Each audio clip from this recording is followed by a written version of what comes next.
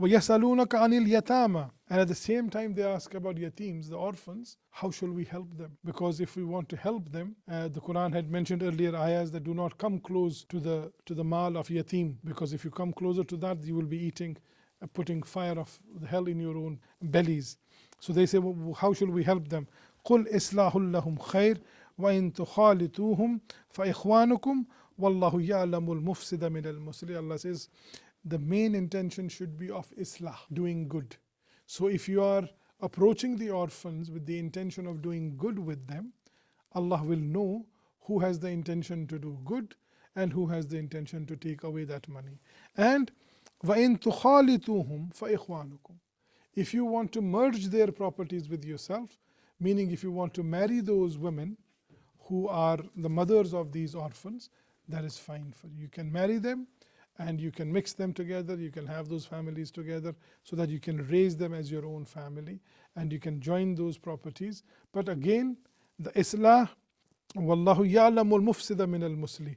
Remember, Allah knows who is mufsid, who is creating fasad or corruption, who is wanting to usurp that money, and muslih, and who is doing islah, who is helping and supporting the orphan rather than just wanting to grab, rather than being greedy. وَلَوْ شَاءَ اللَّهُ لَآنَتَكُمْ. And if Allah had willed, He could have made it difficult for you by saying, no, you cannot mix them together, you cannot live with them, you cannot marry their mothers, but Allah wants ease for you. إِنَّ اللَّهَ عَزِيزٌ حَكِيمٌ. Remember, Allah is Aziz, He is very powerful, very strong, He can grab hold of you anytime if you do wrong, and He is Hakim, and He has got hikmah, He has got wisdom. He knows that people will work in a certain manner. They will be better off if you marry those women and bring those children along with you. And remember this ayah, because in the continuity of the very same discussion, Allah allowed the men to marry 4 women, and they are all in relation to the yatim females, to marry their mothers along with them, yatim children, and to marry the mothers along with them. That is where Allah had mentioned these 4 women to marry 4 women. But now we have this culture of thinking that men are allowed to marry 4. That's not the case. When we will read that ayah, inshallah, you'll keep this in mind, that Allah had allowed this so that you are putting together their properties. And even in that ayah in Surah Nisa, Allah, we will see that Allah has mentioned this in relation to the yatama, those yateems and the women that are with those yateems, to marry 2, 3 or 4 amount to help them. Of jihad and infaq, that's how alcohol and gambling is coming through, that's how orphans are coming through. And now the next ayah, nikah, is coming through. Again, the people say, well, now he's talking about nikah with mushrikeen. It's all linked.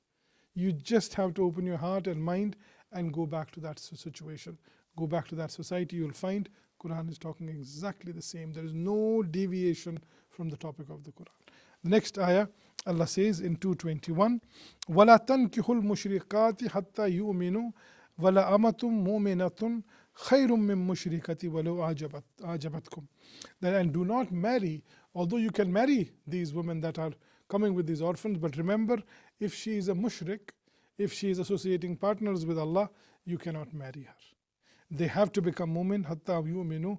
They have to accept Islam before you can marry them. And remember, wala amatun mu'minatun, that a female slave is way better than a mushrika, although she may be the most beautiful woman.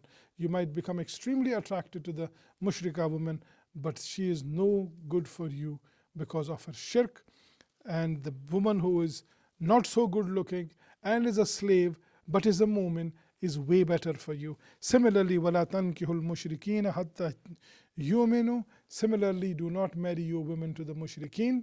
Men, even a male slave who is not good looking or who may not have huge amount of money is much better than a very good looking, very handsome or very likable or very wealthy mushrik man for your females.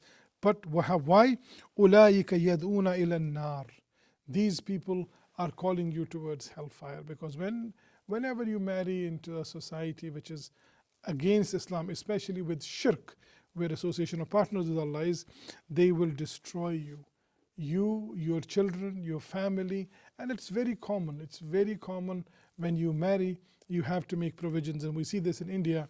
A lot of the Muslims, especially the so-called celebrities, they have married these non-Muslim women, and now one day they are doing salah, the other day they're doing puja, and there's no kind of sense to them which direction they are going. The children are confused, they're themselves confused. They don't know what to do, what not to do. They're just trying to keep everybody happy. But in the process, they're destroying their dunya and akhirah and destroying their relationship with their Creator as well. So this is what Allah says, أُولَٰئِكَ يَدْعُونَ إِلَى النَّارِ. They call you towards nar, hellfire. Whereas, وَاللَّهُ يَدْعُو إِلَى الْجَنَّةِ وَالْمَغْفِرَةِ بِإِذْنِهِ. Whereas Allah is calling you towards Jannah and Maghfirah, towards the paradise and towards forgiveness from Allah subhanahu wa ta'ala. وَيُبَيِّنُ آيَاتِهِ لِلنَّاسِ لَعَلَّهُمْ يَتَذَكَّرُونَ.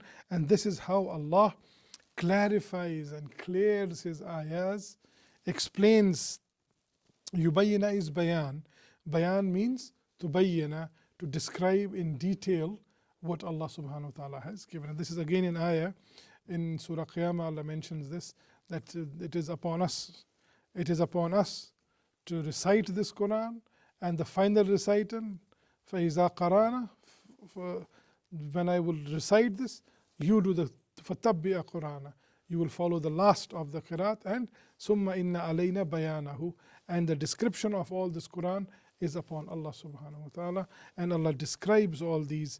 One ayah is at one place, and if it is not clear to people, Allah subhanahu wa ta'ala has sent ayahs in different places which clarify His all ayahs, His all commands, لَعَلَّهُمْ يَتَذَكَّرُونَ, so that people will take heed, they will take full understanding, they will have a proper knowledge of what Allah has sent. So alhamdulillah.